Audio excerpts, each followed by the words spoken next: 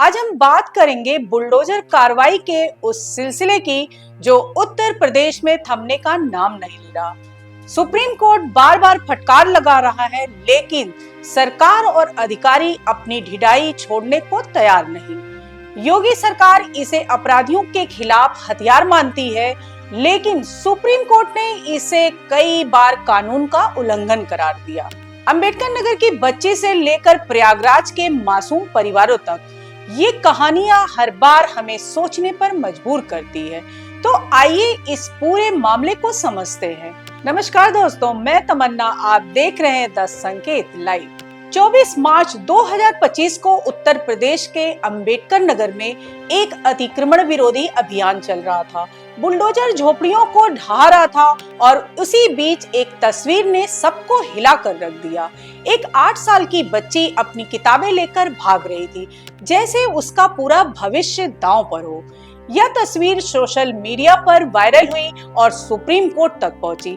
Justice उज्जवल भुइयां ने सुनवाई के दौरान कहा, यह दृश्य दिल दहला देने वाला है। एक तरफ बुलडोजर गरीबों के आशियाने तोड़ रहा था, तो वहीं दूसरी तरफ एक मासूम अपनी पढ़ाई बचाने के लिए भाग रही थी। क्या यही हमारा कानून है? कोर्ट ने इसे मानवता के खिलाफ बताया और योगी सरकार से सवाल किया कि ऐसी कार्रवाइयों में इंसानियत कहां रह जाती है।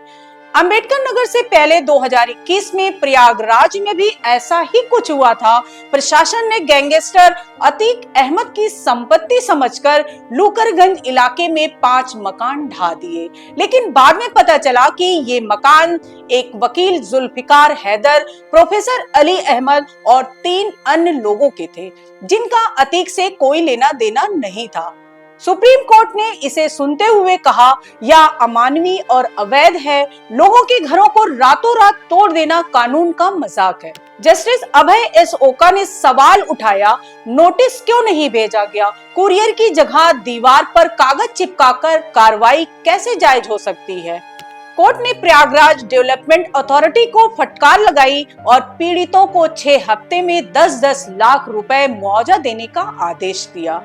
बुलडोजर का यह सिलसिला सिर्फ यूपी तक सीमित नहीं है। अप्रैल 2022 में दिल्ली की जहांगीरपुरी में भी एक ऐसी ही घटना हुई, जिसने सुप्रीम कोर्ट को दखल देना पड़ा। यहाँ सांप्रदायिक हिंसा के बाद उत्तरी दिल्ली नगर निगम ने अवैध निर्माण के नाम पर बुलडोजर चलाया। सैकड़ों गरीब परिवारों की दुकानें और घर तबाह हो गए। लोग सड़कों पर रोते बिलखते दिखे। सुप्रीम कोर्ट ने तुरंत कार्रवाई पर रोक लगाई और कहा, बिना उचित नोटिस और सुनवाई के बुलडोजर चलाना असंवैधानिक है। यह बदले की कार्रवाई नहीं, बल्कि कानून का पालन होना चाहिए। कोर्ट ने योगी सरकार की तर्ज पर दिल्ली के अधिकारियों को भी चेतावनी दी कि मनमानी बर्दाश्त नहीं की जाएगी। इस घटना ने यह सवाल उठाया कि क्या बुलडोजर अब गरीबों और अल्पसंख्यकों के खिलाफ हथियार बन रहा है। इन सभी घटनाओं के बाद सुप्रीम कोर्ट ने बुलडोजर कार्रवाई पर सख्त रुख अपनाया। कोर्ट ने कहा, कानून का शासन सबसे ऊपर है। कोई भी सरकार या अधिकारी खुद को जज बनाकर सजा नहीं सुना सकता। Justice D.Y.. चंद्रचूड़ ने टिप्पणी की थी कि बुलडोजर चलाना ढोल बजाने जैसा नहीं है, यह लोगों की जिंदगी से खिलवाड़ है। कोर्ट ने साफ दिशा निर्देश जारी किए कि हर कार्रवाई से पहले शो कॉज नोटिस देना, 15 दिन का समय देना, व्यक्तिगत सुनवाई करना और पूरी प्रक्रिया की वीडियोग्राफी करना जरूरी होगा। अगर कोई अधिकारी इन नियमों को तोड़ेगा तो उसे कोर्ट की अवमानना का सामना करना पड़ेगा और मुआवजा अपनी जेब से देना होगा। सुप्रीम कोर्ट ने योगी सरकार पर तंज कसते हुए कहा, अपराधियों को सजा देने का हक सिर्फ कोर्ट को है, बुलडोजर को नहीं। योगी सरकार इसे अपराधियों के खिलाफ हथियार मानती है।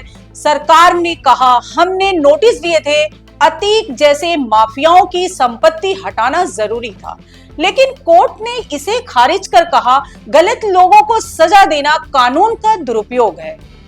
विपक्ष ने इसे बुलडोजर राज करार दिया। सुप्रीम कोर्ट बार बार फटकार लगा रहा है, लेकिन योगी सरकार और अधिकारी क्यों नहीं सुधर रहे?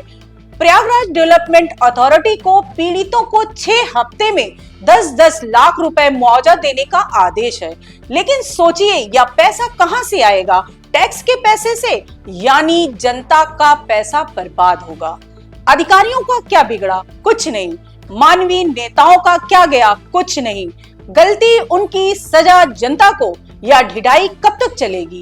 कोर्ट के आदेशों को हल्के में लेना क्या लोकतंत्र की जीत है या तानाशाही की शुरुआत? जनता का पैसा लूट रहा है और जिम्मेदार कौन? आप ही बताइए। सुप्रीम कोर्ट का फैसला कानून की ताकत दिखाता है, लेकिन सरकार की हठधर्मिता सवाल उठाती है। बुलडोजर को काबू में करना ही होगा, वरना यह जनता के खिलाफ हथियार बन जाएगा।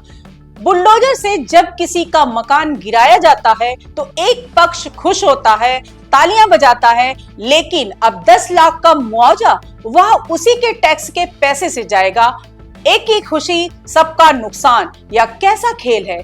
आप क्या सोचते हैं? कमेंट में अपनी राय दें। वीडियो को लाइक, शेयर और सब्सक्राइब करें। आज के लिए इतना ही। धन्यवाद।